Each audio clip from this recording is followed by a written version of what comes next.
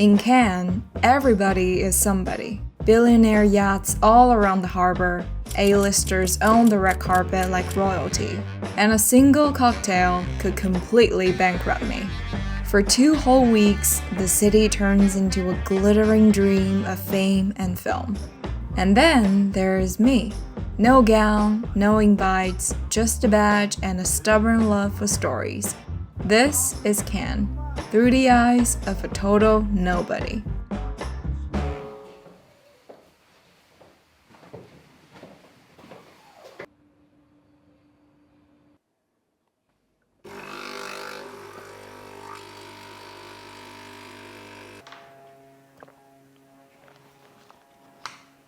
Ever dreamed of the French Riviera?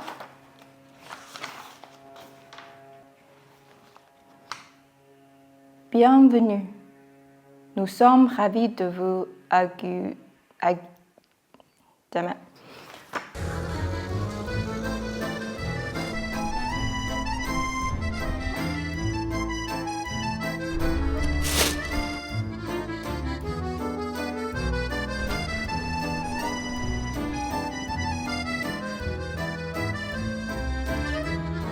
This film is a film that doesn't try to explain anything of the character's journey, even if you haven't experienced being an outsider in that way.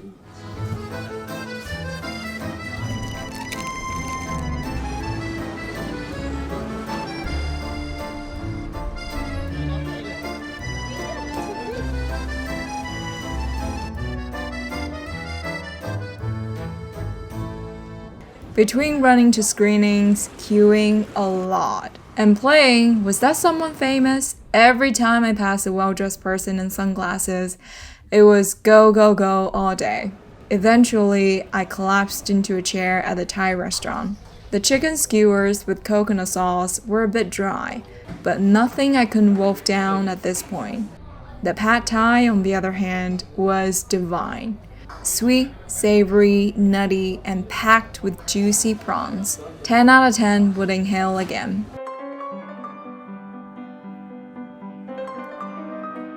With some time to kill before the next film, I wandered down the iconic Croisette, and then I saw it, the red carpet.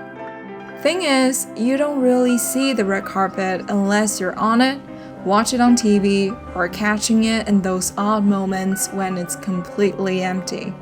And it made me wonder, when the cameras are flashing and the whole world's watching, do you forget how to eat alone, laugh without an audience, walk without posing? They say fame is intoxicating, but maybe that's an understatement. It's addicting. Then you step outside. The breeze off the Riviera, the waves gently lapping at the shore, music from another party somewhere in the distance, and Cannes starts to feel less like a real place and more like a very glamorous dream.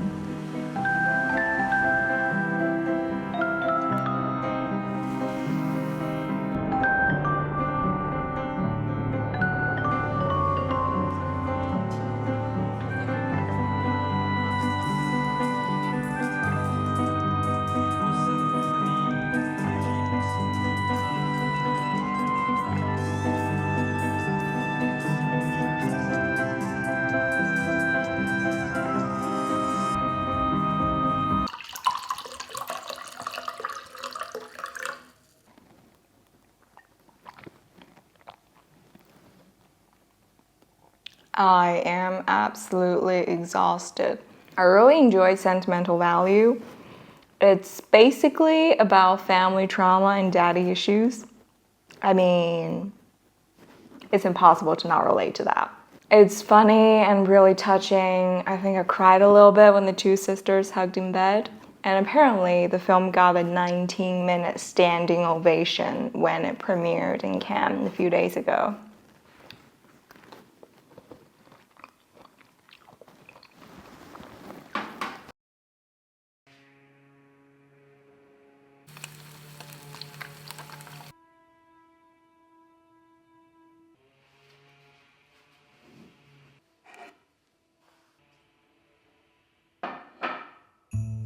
Day 2 was more or less the same.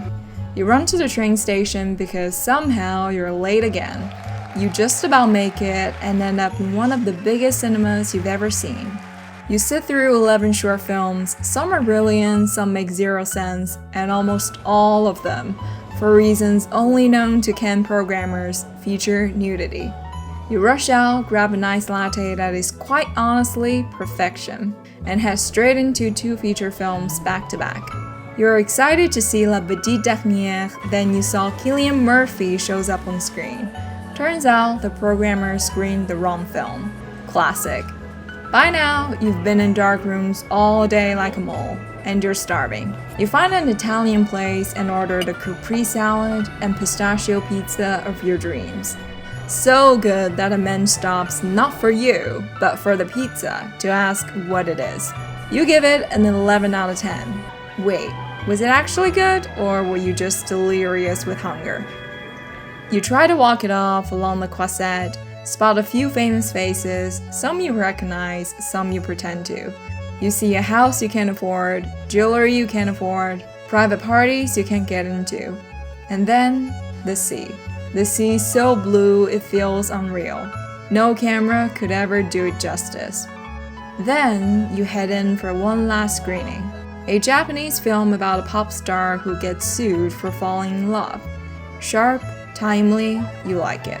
And now, you really want to visit Japan and are seriously considering learning Japanese. When you finally step out, it's pitch black. But the city is still alive, music everywhere.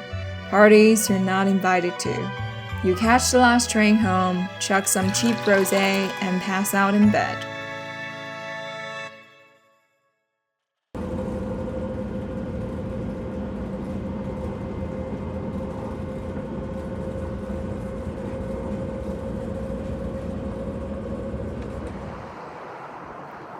Sometimes I just don't believe my freaking luck. There's a power cut this morning. There's no electricity, no signal, no film, no train. I'm now stranded in the middle of nowhere in a countryside where nobody seems to speak English, and I don't know where to go.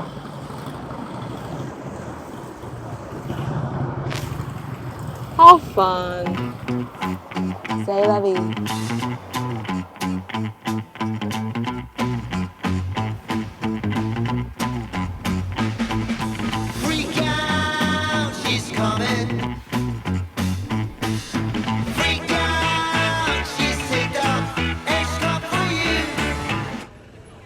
The power cut threw all my plans out the window.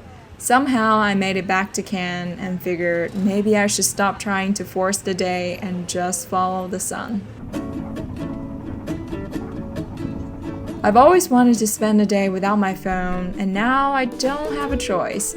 After a lot of awkward gesturing, broken French, a train, a bus, and a bit of luck, I ended up in Cap d'Antibes and started the most breathtaking coastal hike I've ever done.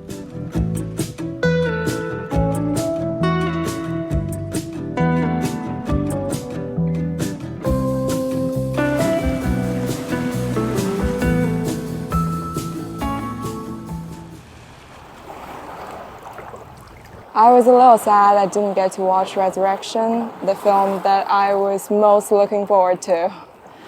But this is kind of worth it.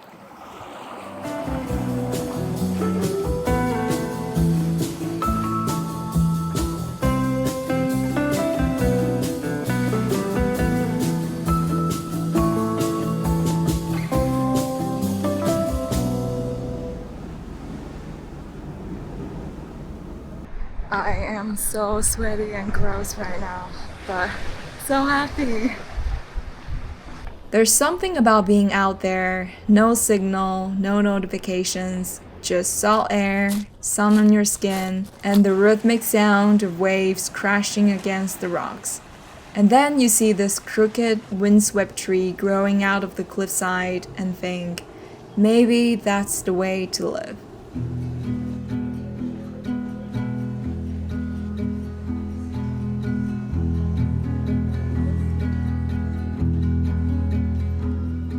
Going to the cinema was my childhood escape. A dark room where the real world couldn't follow, where stories felt bigger than life.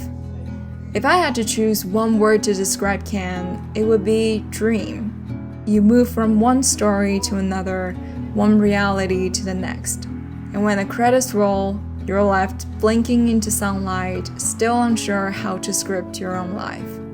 But for those hours in the dark, you're free. In 3 days, well, maybe 2.5, I watched 15 shorts, 5 features, cried twice, went to 0 premieres, saw 30, maybe 32 naked bodies, had one unforgettable pizza, and went on a hike that reminded me how good it feels just to breathe. In Cannes, everybody is somebody, or at least they pretend to be.